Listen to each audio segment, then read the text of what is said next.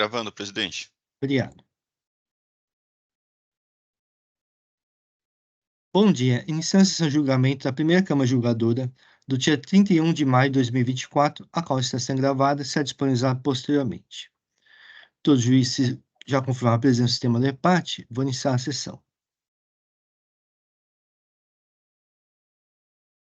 Temos 4 processos do dia de hoje. Vamos iniciar os trabalhos com os processos em que há pedido de sustentação oral e os patrões estão presentes. Então, começar com o processo de BRF-SA, recurso misto, de minha relatoria.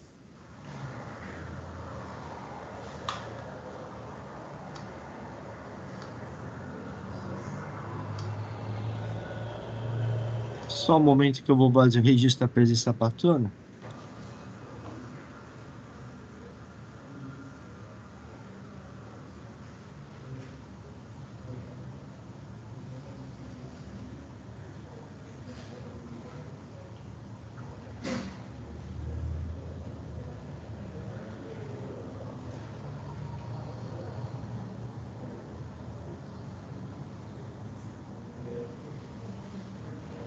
Doutora Roseli. Sim. Há uma pedido de sustentação oral, mas eu vou adiantar, depois eu vou ler o relatório e o voto. No dia de hoje, eu não vou adentrar o mérito, porque é uma proposta de uma diligência. Então, depois do relatório, a doutora fica à vontade. Se quiser realizar a sustentação oral no dia de hoje, pode realizá-la. Ou então, se quiser deixar para quando retorno de diligência, se meu voto for vencedor, eu permito fazer a sustentação oral no retorno da diligência. Ok. Então, ordinário recurso de ofício, são 4 acusações fiscais. Deixar de pagar ICMS relativo ao período compreendido entre janeiro de 2012 e dezembro de 2012, devido às operações de saídas relacionadas ao demonstrativo fiscal 1. A inflação decorre da emissão de nota fiscal eletrônica em operações internas de saída de mercadorias tributadas como se não tributadas ou isentas fossem. Deixar de recolher por falta de retenção do ICMS-ST, na qualidade responsável pela retenção antecipada do imposto devido, devido às operações de saída. A inflação decorre da emissão de notas fiscais eletrônicas em operações internas de saída de mercadorias sujeitas a regime de substituição tributária relacionadas, sem que tenha havido retenção. Deixar de pagar ICMS relativo ao período compreendido entre janeiro de 2012 e dezembro de 2012, devido à operação de saídas relacionada ao demonstrativo fiscal 3. A inflação decorre da emissão de nota fiscal eletrônica em operações internas de saída de mercadorias tributadas que foram tratadas como se não tributadas ou isentas fossem, ou nas quais houve destaque e pagamento de imposto a menor. Quarta e última acusação fiscal, deixar de recolher por falta de retenção de ICMS-ST, na qualidade responsável pela retenção antecipada do imposto devido às operações subsequentes. A inflação decorre da emissão de nota fiscal eletrônica em operações internas de saída de mercadorias sujeitas ao regime de substituição tributária, sem que tenha havido a devida retenção de ICMS-ST, ou nas quais houve retenção aquém da devida. A adição primeira instância julgou procedentes os itens 1 e 3, procedente o item 2, com redução da multa, e procedente em parte o item 4 do AIM. A doutora Imputação Fiscal ofertou parecer propugnando não provimento de ofício. Inconformado com a decisão primeira instância, o contribuinte interpôs recurso ordinário, apresentando 5 considerações. Quanto ao item 3 do AIM, constatou que havia recolhido ICMS menor e efetuou o respectivo recolhimento com multa e juros. Quanto aos itens 1 e 2, não é devido recolhimento do ICMS e do ICMS-ST, uma vez que trata de operações com produtos isentos, nos termos do artigo 8º, inciso 1 e artigo 36 do anexo 1 do regulamento. Quanto ao item 4 do AIM, deve ser afastado do ICMS-ST de mercadorias destinadas a consumidores finais. Inegibilidade dos multas lançadas, haja visto nítido caráter desproporcional, desrazoável e confiscatório, ou a sua redução aos patamares mínimos. A aplicação da taxa Selic, afastamento da aplicação dos juros de mora sobre as multas aplicadas. Por fim, requer o cancelamento dos itens 1, 2 e 4 do AIM, a conversão de diligência, a inegibilidade das multas ou sua redução, a aplicação da taxa Selic e a não aplicação dos juros sobre as multas. O contribuinte apresentou contra-razões, requerendo improcedência do recurso de ofício. O núcleo fiscal de cobrança certificou o pagamento integral do item 3 do AIM. A doutora Imputação Fiscal manifestou-se pelo não provimento recurso ordinário, A coordenadora da Câmara Julgadora converteu o julgamento em diligência para que o contribuinte juntasse aos autos documentos comprobatórios do trânsito em julgar mandado de segurança coletivo e documentos que comprovem que ela faz parte da entidade impetrante. O contribuinte apresentou petição e os documentos de folhas tais. Há protesto de sustentação, não. Então, doutora Roseli, a doutora prefere fazer a sustentação oral no dia de hoje ou aguarda o voto pela diligência? Só um esclarecimento, a diligência será determinada com qual finalidade? Em razão da informação do trânsito em julgado no mandado de segurança coletivo. Essa informação foi trazida nos autos já. Sim, Já tem mas petição. minha proposta é que seja ouvida a doutora Procuradora-Geral do Estado Ah, sei. Não foi sobre a ouvida a matéria. Procuradoria. Isso. Eu aguardo, então, o retorno da diligência. Eu vou passar o voto. No tocante aos itens 2, 1 e 2 do AIM, a autuada alega existência de decisão judicial transitada e julgado, mandado de segurança notal, impetrado pelo Instituto Food Service Brasil, ao qual era associada, favorável à sua pretensão ao reconhecer a isenção prevista no artigo 36, anexo 1 do regulamento. As folhas 14.003 a 14.074, a autuada juntou cópia do referido mandado de segurança e documentos comprobatórios de que ela seria associada ao impetrante. Para maior segurança da decisão, entendo que os autos devem ser encaminhados ao doutor Procurador-Geral do Estado, para que, em colaboração, possa informar se a referida decisão judicial aproveita a atuada contra a agência fiscal contido no itens 1 e 2 do expediente de auto-infração, após a determinação fiscal para a manifestação. Então, é assim que eu voto. Eu só vou fazer uma pequena acréscimo aqui, só para confirmar o trânsito em julgado também.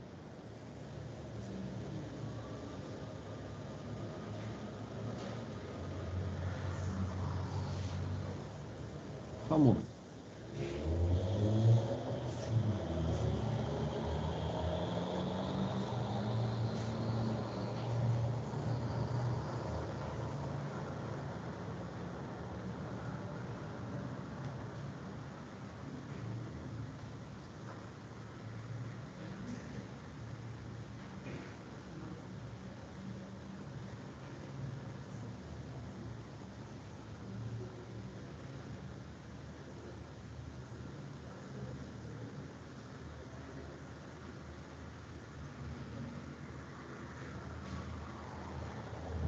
O voto está registrado, o processo está em discussão. Não havendo inscritos, vou encerrar os debates. Vou verificar o quórum de presença.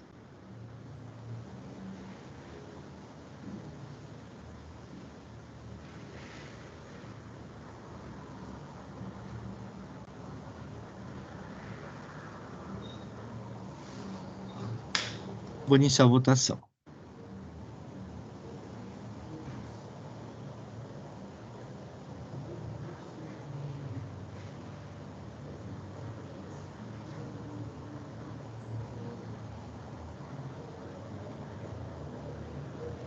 Encerrada a votação, o processo foi convertido em diligência, nós temos o meu voto. Agradeço a presença da doutora Roseli. Um bom dia. Eu agradeço. Boa sessão para vocês e bom dia. Obrigado, bom dia.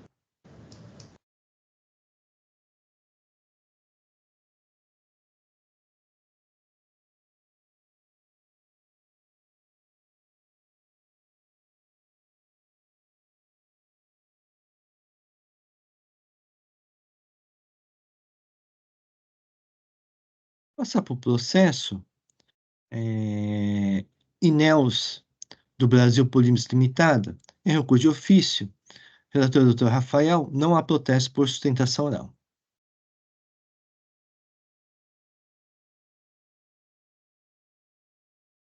O doutor Rafael nos apresenta os autos. Só eu estou abrindo aqui no sistema. Perdão.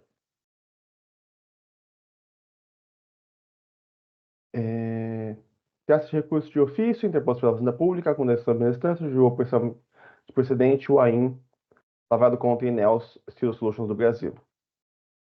O auto apresenta 4 acusações.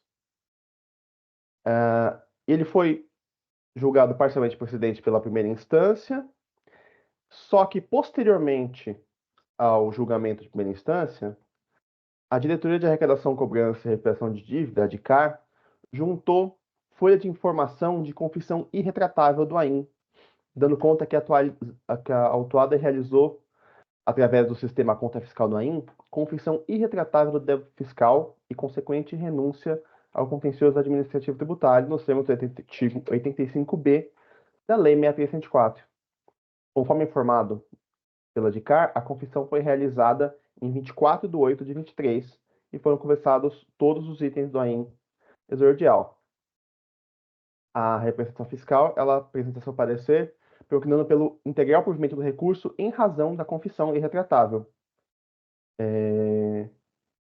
E a autuada foi intimada para apresentar contra-razões do recurso de ofício, inquirindo interpor recurso cabível, e teve intimação tácita em 26 de 12 de 2023, sem que nada tenha sido cumprido aqui, né? Entendi. Então, como eu disse, a representação fiscal, ela propugna pelo integral provimento do recurso de ofício em razão da confissão irretratável, né? E eu entendo que assiste-se em razão à Fazenda Pública, né? Eu sigo aqui no meu item 11 do meu voto. Conforme folha de informação de confissão irretratável do AIN, juntada pela Direito de Regressão e Recuperação de Dívida, o contribuinte realizou em 24 de 8 de 2000... Tá errado aqui. É 2023, eu vou corrigir. Confissão irretratável do débito fiscal constituído por meio da exordial, com consequente renúncia ao contencioso administrativo, nos termos do artigo 85b da 6374, através do conta fiscal do AIN. Embora a folha de informação tenha sido juntada em 4 de dezembro de 2023, a confissão irretratável do débito foi realizada pelo contribuinte em 24 de agosto de 2023, 2 dias após a notificação da abertura da AIN, que ocorreu em 22 de agosto de 2023, e anteriormente à apresentação da impugnação, realizada em 18 de setembro de 23. Desse modo, diante da confissão irretratável do contribuinte e consequente renúncia ao contencioso administrativo, tornam-se incontroversas as acusações imputadas ao contribuinte no exordial, de sorte que a impugnação apresentada posteriormente é absolutamente incompatível com a confissão realizada. Considerando que a folha de informação foi juntada pela DICAR após o julgamento da impugnação de primeira instância, não há que se falar em nulidade da decisão, pois que a informação não estava disponível ao julgador monocrático do momento, quando existe a sua função de judicante. Assim, face à confissão irretratável realizada pelo contribuinte, é imperioso o provimento do recurso de ofício e o restabelecimento do exordial. Basta o exposto, conheço o recurso de ofício e a ilha do provimento, restabelecendo integralmente o AIN. E assim como o voto, a minha opção por restabelecer o AIN e não pela nulidade é pelo fato de que a decisão foi feita com o que tinha de informação. No entanto, essa informação ela atesta apenas um fato já ocorrido, né? Então, eu entendo que tornam-se. Se a gente anular a decisão, volta para o jogador monocrático simplesmente para ele dizer: está encerrado o contencioso pela confissão.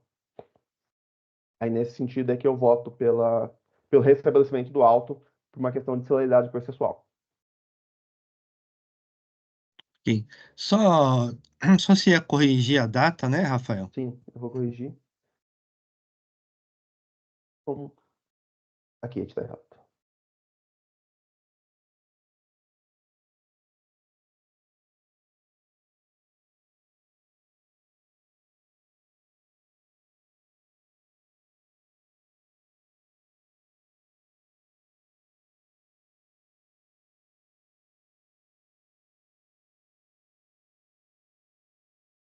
Eita.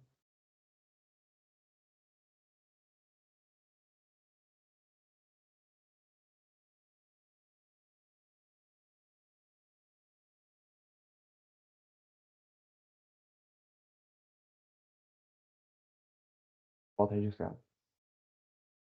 Muito bem, o voto está registrado, o processo está em discussão. Não havendo inscritos, vou encerrar os debates. Vou verificar o quórum de presença.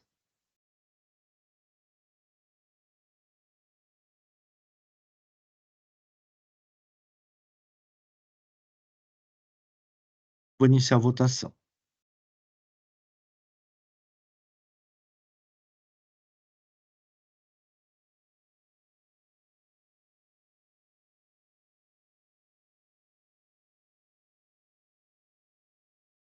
Inicial a votação, recurso de ofício da Cefaz no processo de Ineos do Brasil Polímeros Limitada foi conhecido e provido.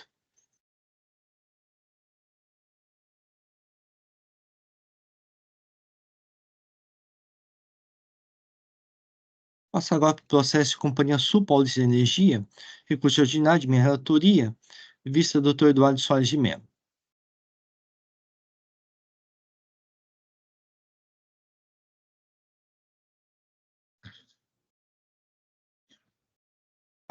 A sustentação oral já foi realizada, a doutora Graziele vai acompanhar o julgamento? Isso mesmo. Ok. Então, eu vou fazer uma breve síntese. O processo já esteve na pauta da semana passada, teve visto o doutor Eduardo, então vou fazer uma breve síntese. Foi um recurso ordinário interposto contra a decisão preferida pelo TJ2, que julgou procedente o AIM. São 4 apurações fiscais, creditais indevidamente ICMS e montante superior ao limite autorizado de 1,48 avos por mês, afetado pelo coeficiente de aproveitamento de crédito ICMS, que é calculado pela relação entre a soma das saídas e prestações tributadas e o total das saídas e prestações escrituradas do mês. Creditais indevidamente ICMS atinge a apropriação de crédito creditado de bens integrados ao ativo imobilizado e empregados na atividade de iluminação pública, serviço que compete ao poder público municipal. Creditais indevidamente ICMS atingiu a apropriação de crédito pela entrada de bens integrados ao ativo imobilizado e que, no entanto, foram empregados em áreas não operacionais comerciais, alheias, portanto, à atividade da empresa. Creditais indevidamente ICMS atinge a apropriação de crédito para entrada de veículos e ou partes e peças integrados ao ativo imobilizado e empregados em atividades alheias à atividade da empresa, que é a distribuição de energia elétrica, ou destinados ao seu próprio uso e consumo. Em sua defesa, a autora informou o pagamento dos itens 1.11, 2.11 a 2.59 e 3.11 a 3.59. O núcleo fiscal de cobrança informou que o referido pagamento foi suficiente para liquidar os subitens 1.11, 2.11, 2.59, 3.11 a 3.59. A autora apresentou manifestação alegando equívoco do núcleo fiscal de cobrança em razão do pagamento dos itens 1.11, 2.11 a 2.59, 3.11 a 3.59. O núcleo fiscal de cobrança informa que devido ao lapso, foi interpretado que a intenção seria diligenciar os subitens 1.11, 2.11 e 2.59, 3.11 e 3.59, e o recolhimento efetuado foi insuficiente para liquidar os subitens. A autora manifestou-se não concordando com o núcleo fiscal de cobrança, a decisão primeira instância julgou procedente de autoinfração. Entre conformar a decisão primeira instância, o contribuinte interpôs recurso ordinário, requerendo a nulidade da decisão primeira instância, o reconhecimento do direito ao crédito ICMS e a determinação de diligência para que fosse atestado o pagamento dos subitens 1.11, 2.11 a 2.59, 3.11 a 3.59, que foram recolhidos integralmente, ou que seja determinada diligência para análise dos pagamentos com a indicação de uma posição fundamentada sobre a suficiência ou não dos pagamentos.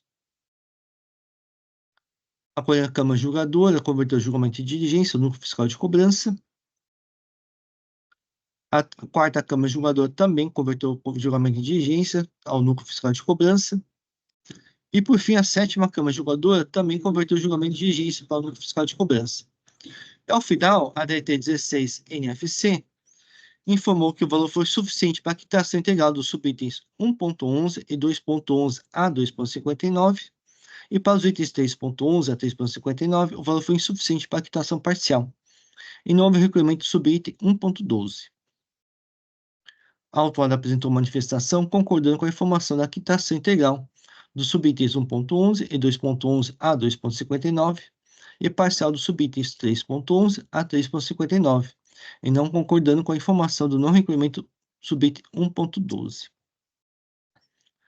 Passando para o meu voto, tem a questão aqui dos pagamentos. Eu digo o seguinte: no tocante aos recolhimentos efetuados, a DRT 16 NFC informou que o valor foi suficiente para a quitação integral dos subitens 1.11, 2.11 a 2.59, e para os itens 6.11 a 3.59, o valor foi insuficiente. A autora manifestou-se pela concordância com o informado, sendo que a distribuição proporcional dos recolhimentos para os subitens 3.11 a 3.59 encontra as folhas tais. Quanto ao subitem 1.12, alega a autuada que foi recolhido por denúncia espontânea antes da lavatura da auto-infração. No entanto, o imposto apurado pela autuada foi de R$ 4.757,55, enquanto que o subitem 1.12 exigiu imposto de R$ 9.271,75. Ou seja, não há concordância correspondente aos valores. Assim, não há prova que houve recolhimento filho de item 1.12. Ademais, como denúncia espontânea, constatada irregularidade, o contribuinte deverá sanear, no caso seus FD, bloco G, controle de crédito de semestre do ativo permanente, SIAP, antes do início da fiscalização, conforme artigo 88, lei 674. No entanto, a exigência do FIS está lastreada na FD, bloco G, controle de crédito de semestre ativo permanente, se existente no início da ação fiscal. Assim, este órgão de julgamento não pode atestar a legal quitação do subitem 1.12 e nem ser a sua competência para tanto, como será exposto seu voto. Teve uma alegação de inundação em primeira instância, eu entendi que não assistiu razão à recorrente. Contra a alegação de decadência, a recorrente expressamente informou que deixaria de apresentar seus argumentos acerca do assunto, assim a matéria resta preclusa nesse contexto administrativo e tributário. Quanto ao item 1, a recorrente limita-se a arguir a decadência, cuja matéria, como exposto no item 3 desse voto, resta preclusa nesse contexto administrativo e tributário, e a suficiência dos recolhimentos efetuados, conforme item 2 desse voto, na matéria afeta a administração judicante. Relativamente item 2, a recorrente aduz. Observe-se que, nesse presente caso, não é apresentada defesa de mérito. Assim, não havendo refutação contra o mérito, mantém o item 2 do AIM. Também a matéria relativa à decadência resta preclusa e é suficiente os recolhimentos efetuados na matéria afeta a administração judicante. Quanto ao item 3, passo a expor meu entendimento. Em relação aos subitens 3.11 a 3.59, a autora reconheceu o procedente da exigência, exceto quanto aqueles denominados seccionador pré-formado e caminhoneta, uma vez que, embora como alegado tenha equivocado com a metodologia de cálculo, resolveu repetir o pagamento. Então, quanto a essa matéria, quanto ao seccionador pré-formado, entendi que assistiu razão à recorrente e então eu afastei a agência fiscal relativa a esse item. Já quanto à caminhoneta, entendi que não.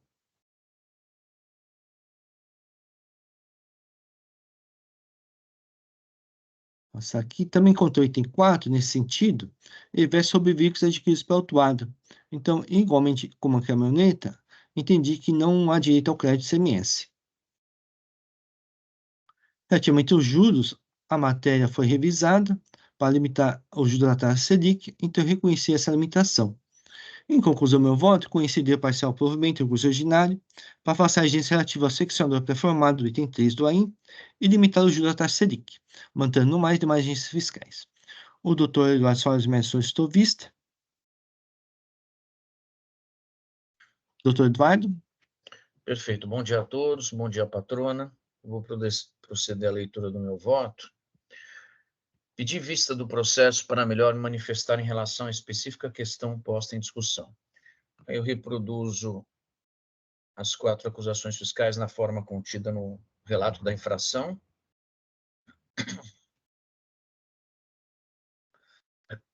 Só depois, doutor Eduardo, tem que disponibilizar o voto no sistema.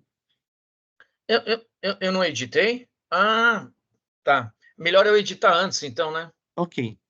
Me desculpe, eu nem tinha lembrado. Só um segundo. Deixa eu selecionar aqui.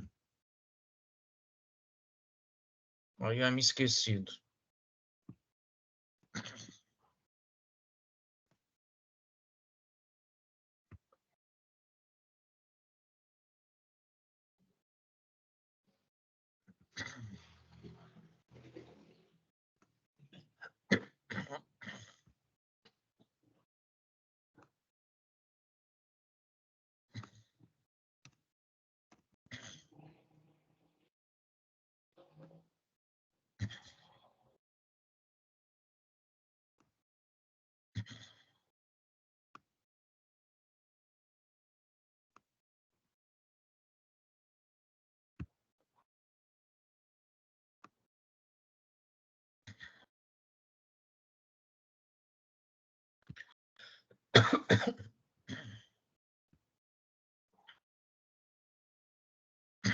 Pronto, presidente. já editei, então deixa eu só localizar novamente aqui.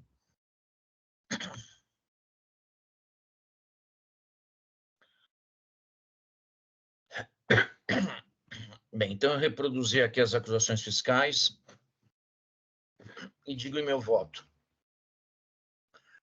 Aproveito o bem elaborado voto proferido pelo ilustre juiz relator e adianto que discordo do mesmo, data máxima vênia, apenas no que atina a acusação fiscal do item 4 do auto lavrado. A aludida acusação fiscal diz respeito, portanto, ao creditamento indevido de ICMS relativo à aquisição de ativo mobilizado, veículos e/ou suas partes e peças, e utilizados em atividades alheias às da recorrente, distribuição de energia elétrica, ou destinados a uso e consumo. De acordo com o trabalho fiscal, os veículos são utilizados nos reparos da rede elétrica, atividade não submetida à incidência do ICMS, inexistência de transporte de energia elétrica por veículos, sendo alheios à atividade do estabelecimento da recorrente. A recorrente se dedica, e eu dizendo, à prestação de serviços públicos de fornecimento de energia elétrica, não sendo enquadrada sua atividade em singelo comércio. Sua atividade vai além da compra e venda, e tampouco industrial. É distribuidora de energia elétrica, circunstância que abrange, além da distribuição, o fornecimento de iluminação pública e os respectivos e fundamentais serviços de conexão alcançados pelo imposto estadual em comento, como ligamento e religamento, instalação de relógios, conferência do sistema e rede. Há que serem reconhecidos para aproveitamento de crédito de ICMS, em consonância com o princípio da não cumulatividade tributária, todos os bens e mercadorias adquiridos e que são fundamentais para esse objetivo, consubstanciado na circulação da energia elétrica, na distribuição de energia para iluminação pública e nos serviços de conexão. Decorre de contrato de concessão, da qual a recorrente faz parte, a regular manutenção de instalações e equipamentos, aperfeiçoamento e expansão, ampliação da rede de distribuição de energia elétrica para ulterior comercialização tributada pelo ICMS. Os veículos adquiridos pela recorrente são fundamentais para a manutenção e ampliação da rede de distribuição de energia elétrica, sendo incorporados ao sistema de distribuição e aos custos da operação integrantes do cálculo da tarifa de energia elétrica.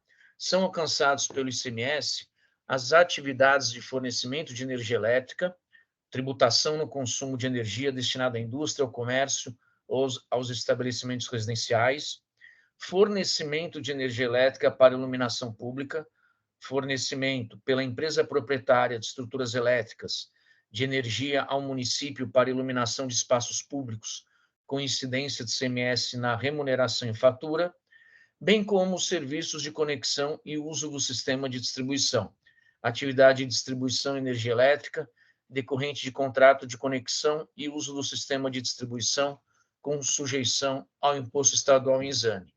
Anote-se que os veículos necessários à operação e à manutenção da rede de distribuição de energia elétrica estão previstos expressamente na resolução da ANEEL 338 de 2008, como essenciais a operações de distribuição de energia elétrica, devendo ser considerados no valor da tarifa que, como reiteradamente dito, é tributada pelo ICMS.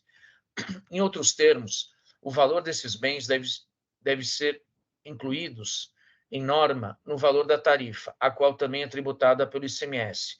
Como salientado pela recorrente, o direito ao crédito de ICMS decorre da tributação do imposto estadual na aquisição do bem, e o seu custo compõe o valor da tarifa tributada pelo ICMS. Em conteste que os veículos são primordiais para a circulação da energia elétrica e fornecimento de iluminação pública, possibilitando a colocação de equipamentos e instrumentos para instalação de torres de energia elétrica, transformadores, cabos de alta tensão, postes, lâmpadas, entre outros.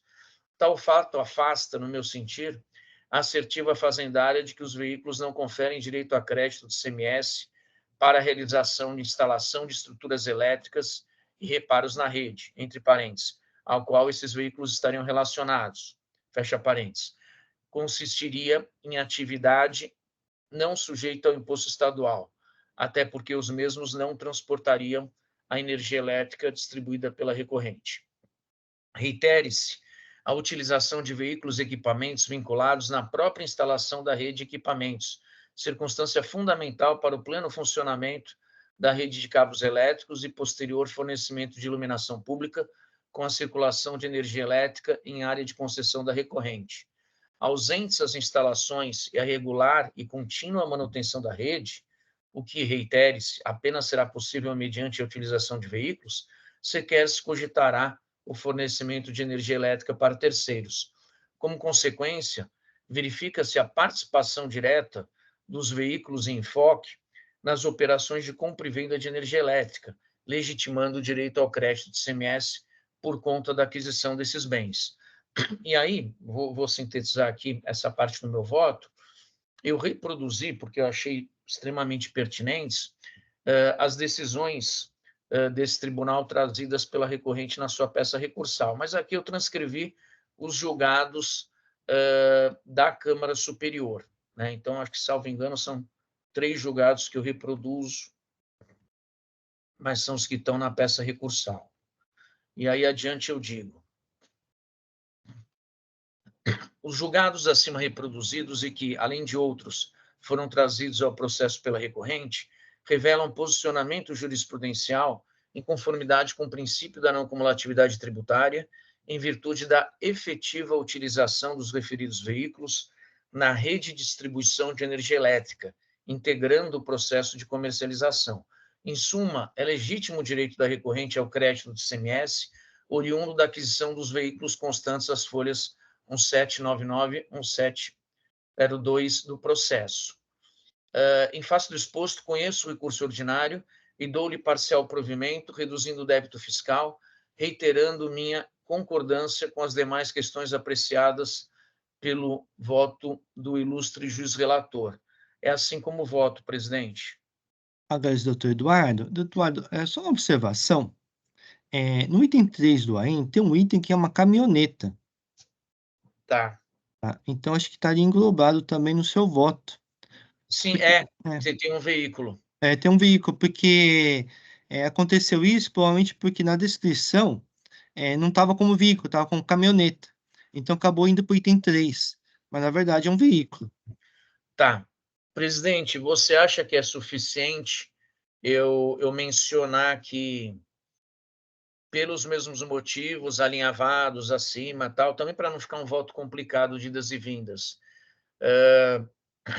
reconheço o direito ao crédito do ICMS no que pertine ao veículo, de repente eu até procuro aqui a descrição do veículo, a caminhoneta descrita no item 3, acho que é Tudo bem, suficiente, né? sim. Eu vou fazer o seguinte, eu vou habilitar a adição do seu voto, aí Tá. você faz o acréscimo. Fazer uma coisa, eu acho que no teu voto você descreve a caminhoneta, Sim, e aí eu acho que fica ainda mais fácil. Eu vou sim. fazer isso bem rápido, só um segundo.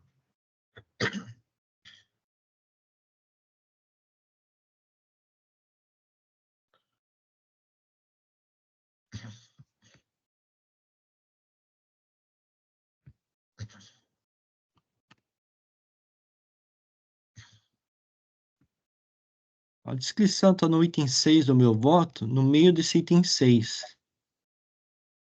Tá. Eu abri aqui, eu tenho ali salvo o seu voto, né? Até porque eu dei uma estudada nele antes de fazer o meu. Item 6. Tá, tá. Estou no 4.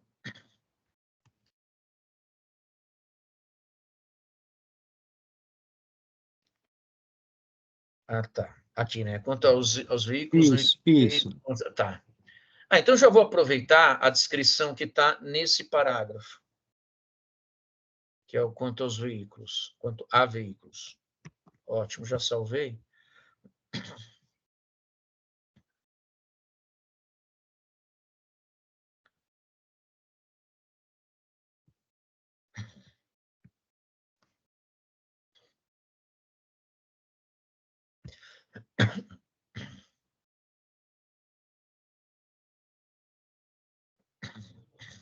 Vou editar já.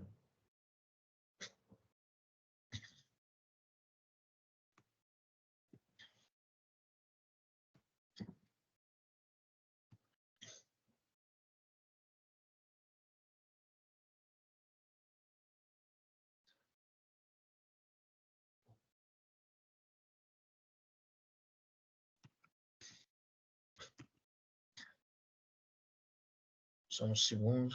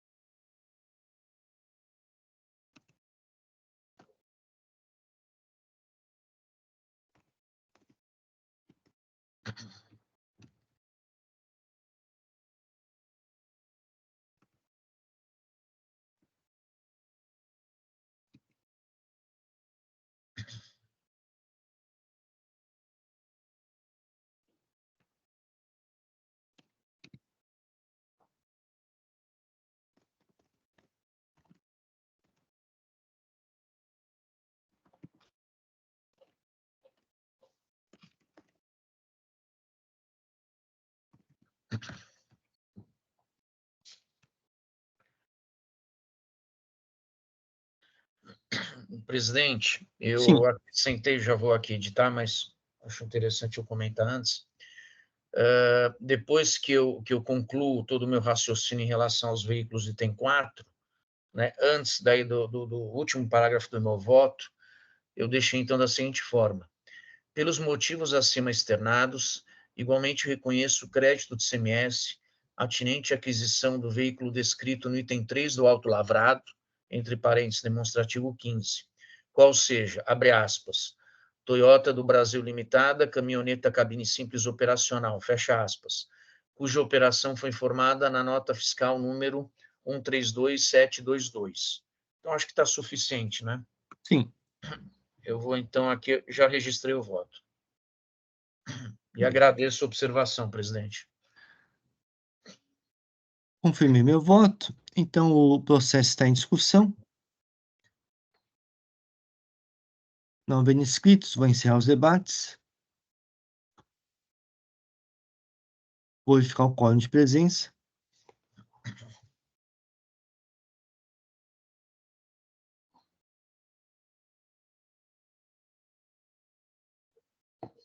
Vou iniciar a votação.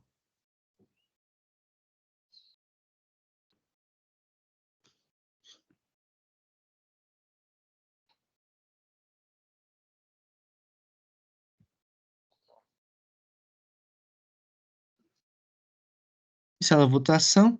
Doutor Graziani, em votação dividida, prevaleceu meu voto. Então, o recurso ordinário da Companhia Sul Paulista de Energia foi conhecido e parcialmente provido nos termos do meu voto. Agradeço a presença da doutora. Obrigada, bom dia a todos. Bom dia.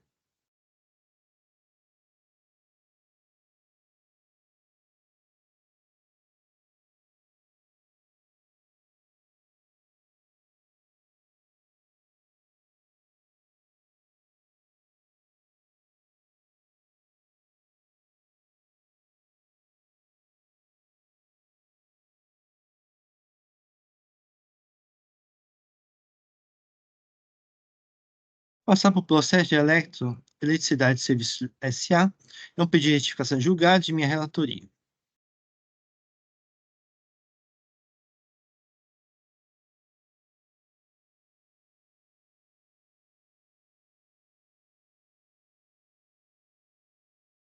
Só um momento que eu vou fazer registro da presença da patrona.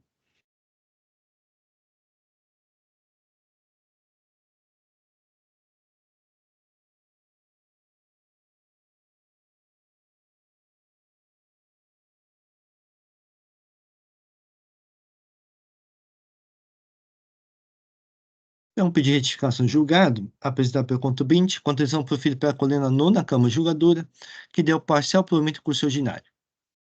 A acusação fiscal creditar-se indevidamente ICMS, decorrente da impossibilidade de correlação entre o crédito efetuado a título de aquisições de ativo imobilizado e o suposto imposto anteriormente cobrado, uma vez que seu controle de crédito do ICMS do ativo permanente, SIAP, foi escriturado de forma inconsistente, sem atender às regras definidas no Guia Prático de Titulação Digital, EFD ICMS-IPI, com o formato COTEP ICMS número 9 de 2008 e alterações.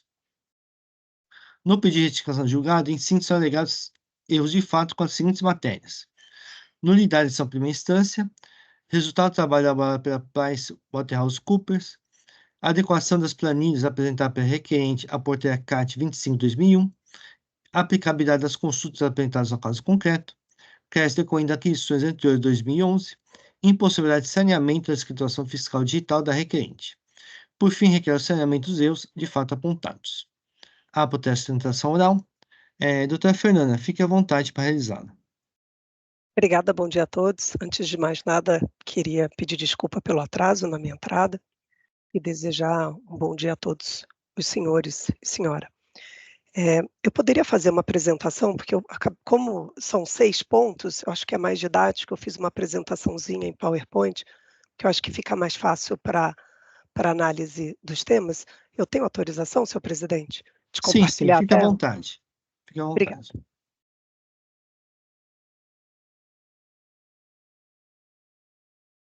sei se está aparecendo para todos na forma de apresentação regular, né? Bom, o senhor presidente relator resumiu bem o auto de infração.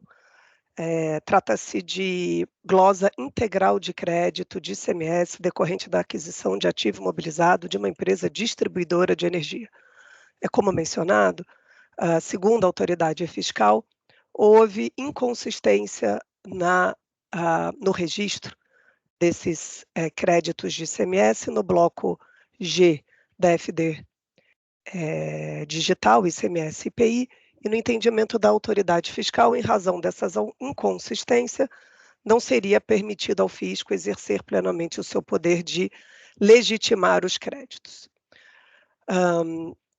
A título de informação, é importante observar que esse processo ele se iniciou no ano de 2016. Em 2017, a gente teve uma primeira decisão. Essa decisão foi cancelada pela 15ª Câmara Julgadora, pelo entendimento da autoridade fiscal não ter analisado as provas e se debruçado nas informações e argumentos apresentados pela recorrente. O processo voltou a julgamento em 2020, nova procedência de auto de infração, e a 4ª Câmara Julgadora, em 2021, determinou de novo o retorno dos autos a julgamentos, porque entendeu que não foram analisados todos os pontos mencionados da decisão da 15ª Câmara Julgadora. 2021, esse processo foi julgado novamente, foi apresentado recurso, e aí nós tivemos o parcial provimento do recurso ordinário, entendendo pela manutenção do auto de infração em relação ao restante. O pedido de retificação do julgado tem 6 pontos objeto de questionamento, né? O primeiro é quanto à nulidade da decisão de primeira instância. E por quê? Porque os mesmos vícios ocorridos em 2017, em 2021, que foi a não análise de provas e documentos apresentados pela recorrente, ocorreu igualmente no julgamento em questão. Para demonstrar que estamos falando de um mesmo acórdão, mesma decisão, com os mesmos erros, durante o processo foi juntado, e consta inclusive do pedido de retificação de julgado, um depara, né, daquilo que foi alegado em primeira instância, na decisão de primeira instância, e a manutenção dessa mesma redação, tanto na decisão em 2017, em 2021 e depois em 2022. Nesse sentido, se entende, e aí só para demonstrar o que está acontecendo, os documentos que foram juntados, eles não são analisados em sua integralidade, porque segundo a decisão de primeira instância, essas provas elas deveriam ter sido apresentadas junto aos autos de infração, né, no momento da defesa e não posteriormente. Isso aconteceu na primeira decisão da DRJ em 2017, isso aconteceu na segunda decisão da DRJ em 2020, inclusive naquele momento a decisão da Câmara foi também no sentido de que isso não poderia ocorrer, deveria ser reanalisado todas as provas, e isso aconteceu também na decisão da DRJ em 2021. Em razão da manutenção da decisão na sua íntegra em todos os períodos, é que se entendeu que a decisão, o acórdão proferido, deveria ter analisado esta decisão na sua sequência e verificado que os mesmos erros continuariam existentes, razão pela qual haveria uma nulidade na decisão de primeira instância, como ocorreu nos períodos passados.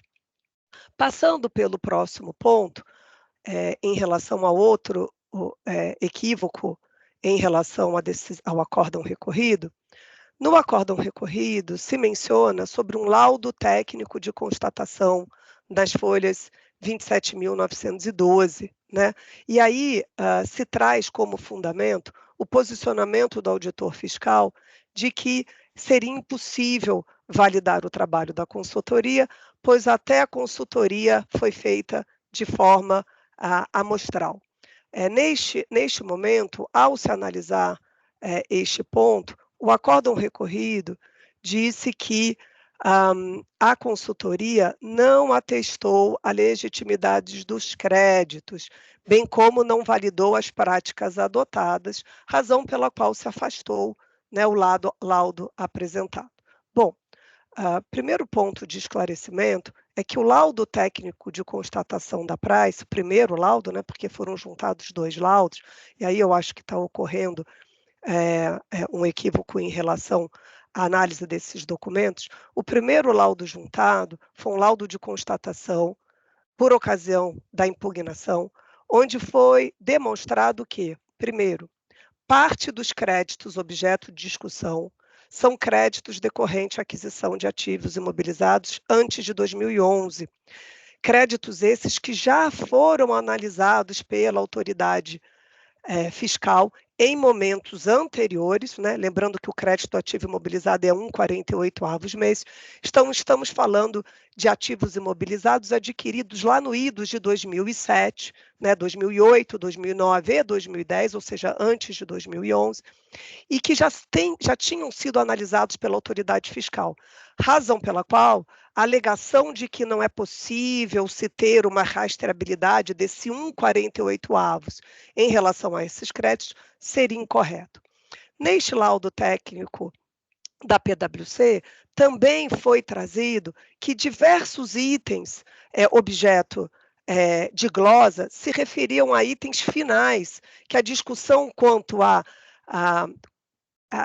completa escrituração no bloco G não era verídica, porque ele foi corretamente escriturado, sem nenhum equívoco em relação a essa escrituração. Estamos aqui falando de créditos decorrente da aquisição de veículos utilizados na linha de distribuição, que são utilizados para a manutenção dessas linhas, né? Então, esse primeiro laudo técnico foi só para demonstrar a precariedade da acusação fiscal, que visa a glosa de todo e qualquer crédito da Elektro, né, durante o período, 100% dos créditos, o argumento de que a FD não foi corretamente preenchida, o que se demonstra que estava equivocado. Posteriormente, a PwC realizou um outro laudo, aí sim, analisando minuciosamente a apuração dessas notas fiscais na FD e no bloco G. E o que foi constatado pela PwC nesse segundo laudo, que é um laudo que se encontra, né, não as folhas 27.912, mas as folhas 121, 247, é que foi possível verificar que 98% dos créditos examinados haviam sido corretamente escriturados. E quando a decisão, né, o acórdão recorrido analisa, ele acaba misturando os 2 laudos e dando a entender que estes laudos não se prestaram para a sua função. para deixar esclarecido que são laudos diferentes. O primeiro é para demonstrar um erro inicial na acusação fiscal, e um segundo é para demonstrar que seria, sim, possível a rastreabilidade desses créditos, considerando os documentos fiscais apresentados, a própria FD, né, e as planilhas realizadas pela empresa nos termos da portaria CAT 25. Bom, em relação ao terceiro ponto, né, que é crédito das aquisições anteriores, o acórdão recorrido diz que não foi possível verificar que esses valores haviam sido cobrados em duplicidade. Bom, como eu esclareci, em relação a esta argumentação, a recorrente em nenhum momento disse que havia cobrança em duplicidade em relação a esses períodos, né, a essas aquisições anteriores a 2011. O que a recorrente esclareceu é que esta acusação busca glosa de crédito de 100% dos ativos imobilizados lançados a partir de 2011. Entretanto, os valores lançados ao argumento de que, teoricamente, não seria possível uma rastreabilidade dos créditos do ativo imobilizado. Repriso, 100% dos ativos imobilizados de uma empresa de distribuição. Neste momento, o que a recorrente esclareceu foi que grande parte desses valores, principalmente aquisições anteriores a 2011, já foram auditadas pela autoridade fiscal, inclusive com autos de infração aqui citados, onde se discutem alguns créditos decorrentes de ativos. E aí os senhores imaginam, porque isso inclusive aconteceu no último julgamento, normalmente são créditos relacionados a veículos, né, que o fisco entende que não seria passível de creditamento.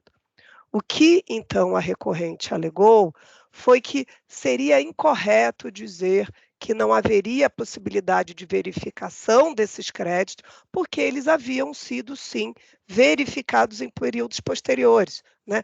Lembrando que o ativo foi adquirido em 2007, 2008, 2009, 2010 e 2011, momento, inclusive, antes da necessidade de escrituração da FD e do SPED fiscal e do bloco G.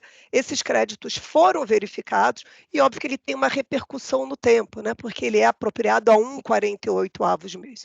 Então foi demonstrado que parcela daqueles créditos haviam sido analisados, então eles não poderiam ser glosados.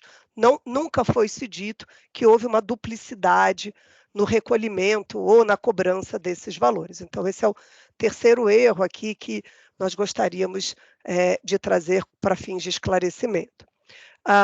O outro ponto de esclarecimento é sobre a portaria CAT 25 de 01, né? O acórdão recorrido, com base nas informações da autoridade fiscal, né, diz que esses documentos não podem ser aceitos, pois eles não estavam padronizados com a determinação da legislação, né? E qual é o erro de premissa aqui? É que, primeiro, né, houve escrituração de todas as notas fiscais, objeto de questionamento na FD, né? Houve sim o preenchimento do bloco G. O que aconteceu é que, em decorrência a um campo específico, ao 0300, a empresa não conseguiu preencher, porque existe um problema sistêmico para que isso ocorra.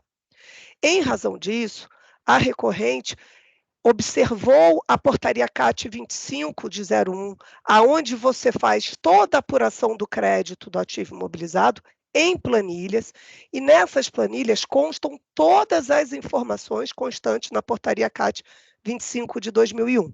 Entretanto, o auditor fiscal fala que não foram aceitos porque não estão padronizados, mas não explica exatamente o que não está padronizado, já que a portaria CAT 25 de 2001 determina diversos campos, e foi exatamente isso que foi observado pela recorrente, razão pela qual, ao analisar o fundamento do auditor fiscal, houve um erro porque não se analisou exatamente os documentos apresentados pela recorrente. O quarto erro é sobre a aplicabilidade das consultas. Durante a defesa, a recorrente esclareceu que, a despeito dela ter registrado o bloco G, mas com algumas imprecisões, porque o sistema não lhe autoriza a preencher determinados campos, foi explicitado que seria autorizado a recorrente a observar o disposto na portaria CAT 25 de 01, né, com aquelas planilhas de controle do ativo imobilizado. Naquele momento, a recorrente disse que haviam diversas soluções de consultas com o entendimento de que seria possível controles paralelos quando não é possível o preenchimento completo da FD. Entretanto, a decisão recorrida, ela vem no sentido de que não seria possível aceitar essas consultas porque a recorrente não formulou a consulta. Veja, não se trata aqui de uma questão de formulação de consulta, né? O que nós sabemos é que as orientações proferidas pelas autoridades fiscais, elas são orientativas. E o que se trouxe foi que a orientação da Secretaria da Fazenda do Estado de São Paulo, de que se não for possível a observância de completo preenchimento da FD, é possível a apresentação da portaria CAT 25 de 01, a apresentação de relatórios, onde seria possível a verificação do lançamento individual de todas as notas fiscais. E foi isso que a Electro fez, né, observando essas soluções de consulta. É claro que não foi ela que apresentou a solução de consulta, mas o que se está colocando ali é que é uma consulta orientativa. E sendo orientativa, ela sim, né, alcança o procedimento adotado pela recorrente no caso concreto. Bom, por fim, né, eu gostaria de esclarecer que, como mencionado já no processo, todas as notas fiscais objeto de discussão se encontram devidamente registradas, né? Houve observância daquilo que determina a legislação tributária. Algumas inconsistências foram verificadas, essas inconsistências decorrem do próprio sistema da FD, não decorre de um procedimento adotado pela recorrente.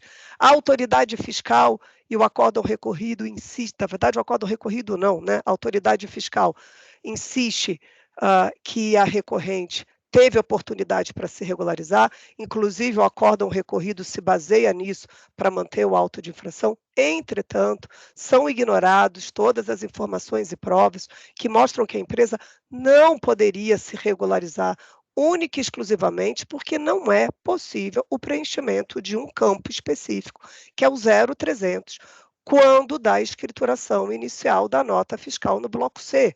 Entretanto, todos os componentes foram escriturados, todas as notas fiscais constam do bloco G da EFD, há o controle de todas essas notas fiscais nos termos da portaria CAT 25 e é possível, sim, a rastreabilidade de todos esses valores. Por isso que seria importante a decisão de primeira instância analisar os documentos que foram apresentados, porque a decisão de segunda instância acaba se baseando nela sem que fosse feito com critério a análise de todos os argumentos e provas apresentados. Por isso que a gente volta inicialmente para a nulidade da decisão de primeira instância, que aconteceu já 2 vezes, né, manifestada por esse tribunal. Senhor presidente, obrigada pela oportunidade e permaneço à disposição. Agradeço, doutora Fernanda. Vou passar ao meu voto. No tocante à alegação de erro de fato na apreciação da alegação de nulidade da primeira instância, não existe razão autuada. A matéria foi expressamente apreciada pela Coreia Nona como julgadora, em verbos. Transcrevo aqui os trechos do 9 e 10 da decisão retificanda, diz o seguinte: a decisão recorrida está perfeitamente fundamentada. A decisão cita a legislação específica e permite direito ao crédito, especificamente as folhas tais. O julgador esclarece, com relação à legislação, que quanto ao crédito concedido aos contribuintes da aquisição de bens para ativo imobilizado, não está amparado nesse princípio constitucional da não cumulatividade. taxa de previsão legal que depende do atendimento de condicionantes para ser usufruído. A adição recolhida, após citar a legislação, passa a análise das provas e conclui que as provas apresentadas não permitem um crédito, dado que não estão de acordo com a legislação. De tal sorte, não há que acolher a preliminar, tendo em vista que a decisão contém o suficiente para os limites do caso. O Superior Tribunal de Justiça manifestou o seguinte sentido de que, se o tema foi discutido no processo cujo acordo se quer rescindir, não há erro de fato, nada importante que o julgado tenha se omitido a respeito. Assim, a autora refere inconformismo com decidido que não é erro de fato. Nesse sentido, a Câmara Superior no processo da IT 16 59.1041/2009, relatoria do Dr. Jean Paulo Camilo Rodrigo expôs. O presente pedido de retificação julgado não mais prosperar por revelar mero inconformismo com a decisão da Câmara Superior. Como expôs José Olivaldo Pérez Júnior, diz o seguinte: deste modo, a retificação julgada não se presta para rediscutir o mérito da matéria já julgada, tendo em vista os jurídicos fundamentos por mero inconformismo da parte em face da decisão que lhe foi desfavorável. As divergências de entendimento entre juízes no julgamento de um colegiado são absolutamente naturais, não podendo, por isso, configurar erro de fato. Por outro lado, se houve ausência de adequada fundamentação, ou se as provas dos autos não foram analisadas, não é em sede de retificação de julgado que a recorrente deverá buscar reparo, mas através de outro recurso cabível, no caso de recurso especial à Câmara Superior, desde que atendidos os requisitos do artigo 49 da Lei 13.457. Destaque ausente ao alegado erro de fato, não conheço o pedido contra a matéria. Relativamente ao alegado erro de fato, na apreciação do resultado do trabalho elaborado pela PwC, também não assiste razão a autuado. Alega-se erro de fato com relação à interpretação do resultado dos laudos técnicos produzidos pela PwC. O inconformismo com a interpretação das provas não constitui erro de fato, uma vez que o artigo 26 da Lei 13.457 garante livre apreciação das provas pelo julgador. Assim, ele não é obrigado a julgar de acordo com o pretendido pela parte. Nesse sentido, observa o decidido no processo DRT-C1 4604/09/2007, relator Dr. Silvio César Afonso, assim emendado. Pedir retificação julgada que está fora os limites da mera retificação, que não se presta à revaloração da prova e a obtenção de novo julgamento. Dizendo o referido decidido, por não comportar novo contraditório, pedir retificação julgada não pode levar à modificação da solução atribuída ao caso, dado que não se presta a corrigir injustiças ou erronias afeitas à valoração da prova carregada aos autos. Destaque ausente alegado erro de fato, não conheço pedido contra a matéria. Quanto à alegação de erro de fato na apreciação da adequação das planilhas apresentadas pela requerente à portaria CAT 25/2001, não há razão autuada. A adição expôs. No caso, não se limita a direito ao crédito. As provas dos autos dão conta de que o registro de crédito aproveitado pela autuada não está de acordo com as determinações legais. Não se pode aceitar provas de controle interno. A legislação condiciona o crédito à regular e escrituração regular, pois a escrituração regular permite ao fisco exercer o controle e assim legitimar os créditos. A legislação prevê a forma de escrituração, bem como o layout do arquivo digital. É norma que via padronizar a escrituração ser aplicada a todos os contribuintes. Assim, a adição expôs o entendimento que não é possível aceitar planilhas em detrimento da regular escrituração, na forma e no layout do arquivo digital. O entendimento é que, abre aspas, resta incontroverso que as informações contidas nas planilhas de elaboração suficientes e hábeis a demonstrar a apuração do imposto apropriado, o controle de crédito ativo mobilizado do TAP requerente amparo a legislação fiscal não gerou qualquer embaraço de fiscalização, e 3. O controle também poderia ser realizado por simples conferência de notas fiscais. É exclusivo da autuada, de acordo com a interpretação das normas e não da decisão proferida pela nona Câmara Julgadora. No processo da IT 920.0096/2009, a Câmara Superior decidiu, relatora ilustre doutora Olga Maria de Castilho Arruda. As possibilidades de interpretação da legislação foram postas em sede de recurso especial, tanto que o recurso foi vencido. O fato de a posição vencedora não ser a que agrada o contribuinte não implica erro de fato. Assim, conforme já adiantei, porque o pedido não conta qualquer erro de fato, mas insurgência contra a interpretação da legislação, a interpretação já é feita pela Câmara Superior, não conheço do pedido. Assim, trata-se de inconformismo com o decidido, o que não é erro de fato, como já exposto no termo desse voto. Destaque, ausente o alegado erro de fato, não conheço o pedido contra a matéria. No tocante à alegação de erro de fato da decisão na apreciação da aplicabilidade das consultas apresentadas no caso concreto, não assiste razão autuada. A adição expôs. A requerente cita a seu favor o entendimento exalado pela consultoria tributária nas respostas número tais e quais. As respostas não podem ser aceitas, pois a requerente não formulou a consulta tributária e mais, como mencionado pela DRF, não trata o mesmo assunto, ou seja, da dispensa apresentação do bloco G da FD. Argumenta-se que a portaria CAT 2501 permite outros documentos para escrituração e discriminação dos créditos, não somente o bloco G da FD. No entanto, como mencionado pela FR, os documentos apresentados não podem ser aceitos, pois não estão padronizados como determinação. Observe-se que são duas razões para a não aceitação das consultas apresentadas pela autuada. É incontroverso que as consultas apresentadas não foram formuladas pela autuada. Assim, o entendimento que o julgador deve acatá-las decorre da interpretação da legislação, como exposto seu pedido de retificação julgado, o que não constitui erro de fato, como exposto já citado processo DRT 9, 20.0095/2009 da Câmara Superior. No mesmo sentido, a pretendida aplicação das consultas apresentadas demandaria a interpretação delas ao caso concreto dos pendentes autos. A interpretação essa que não constitui erro de fato, como exposto. Destarte, ausente alegado erro de fato, não conheço pedido contra a matéria. Relativamente ao erro de fato da decisão na alegação de crédito decorrente de aquisições anteriores a 2011, também não assiste à razão atuada.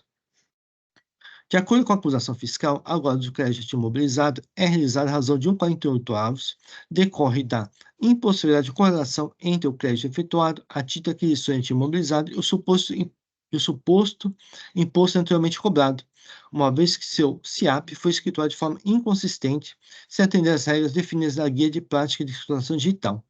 Ou seja, o pendente de autoinflação não se funda na legitimidade da origem do ativo imobilizado.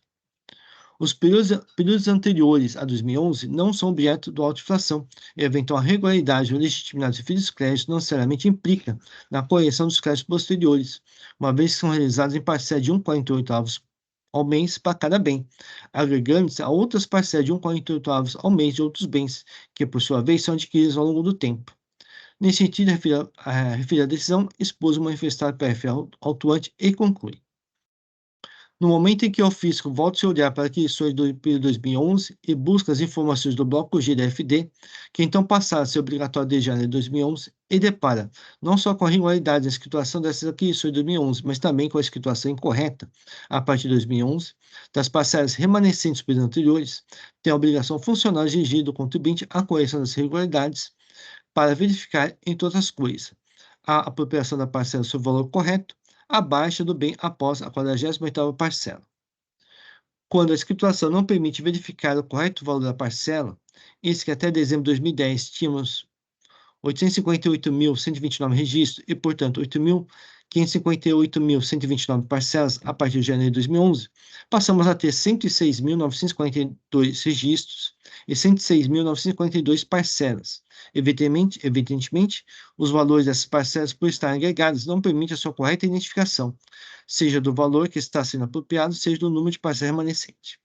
Destarte afasta as razões recursais, pois não há como legitimar o lançamento de crédito efetuado pelo autuado, uma vez que foi provado nos autos que a mesma não seguiu o ponto determinado pela legislação. Assim, a matéria foi apressada para referir a decisão, não havendo equívoco nas premissas fáticas. Ademais, a autuada requer o reexame das argumentações da requerente acerca da matéria, o que implicaria em anular todo o excedido quanto à matéria, ou seja, não se tratando de correção de fato, como já expôs esse voto. Destarte ausente alegado erro de fato, não conheço pedido quanto à matéria.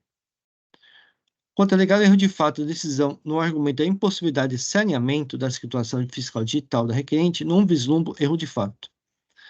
A autuada alega, contudo, em sentido oposto da forma como redigida na fundamentação verá no acordo proferido pela essa colenda nona como julgadora, note-se que não foi devidamente considerado o escopo da discussão desenvolvida nos pendentes autos. Ou seja, com a devida vênia, tem-se claro que o escopo da pendente atuação foi erroneamente interpretado. Assim, verifique que se trata de inconformismo decidido, pois não há erro de fato quanto à interpretação ou valoração das provas realizadas pelo julgador. Ademais, a inadequação dos contornos da autuada já foi apreciada pela decisão na Câmara Julgadora e tem 3 deste voto. Observe novamente o exposto José Olivaldo Pérez Júnior. Diz o seguinte: nesse modo, a retificação julgada não se presta a rediscutir a matéria de mérito já julgada, tendo em vista os juízes fundamentos por mero inconformismo. Se houve ausência de adequada interfundamentação ou se as provas do auto não foram analisadas, não é sede de retificação que a requerente deverá buscar reparo, mas através de outro recurso cabível, no caso de recurso especial à Câmara Superior. Destarte ausente alegado erro de fato, não conheço pedido contra a matéria. Concordo em meu voto, não conheço pedido de retificação de julgado. É assim que eu voto.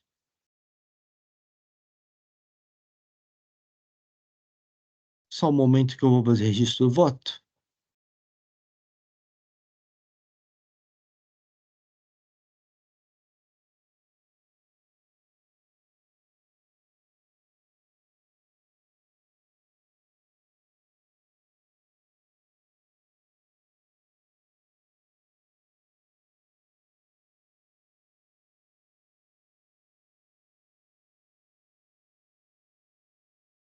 O voto está registrado. O processo está em discussão.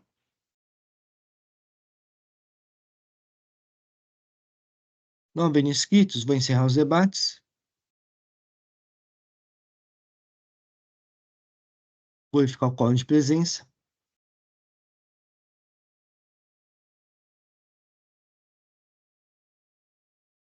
E vou iniciar a votação.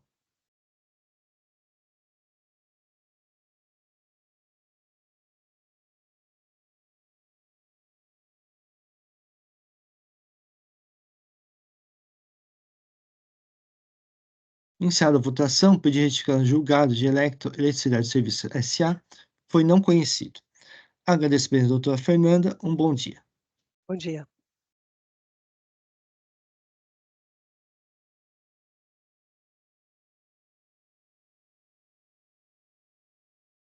Com isso, encerramos os processos de hoje. Então, podemos encerrar essa sessão de julgamento da primeira Câmara Julgadora do Tribunal de Impostos do Estado de São Paulo, no dia 21 de maio de 2025.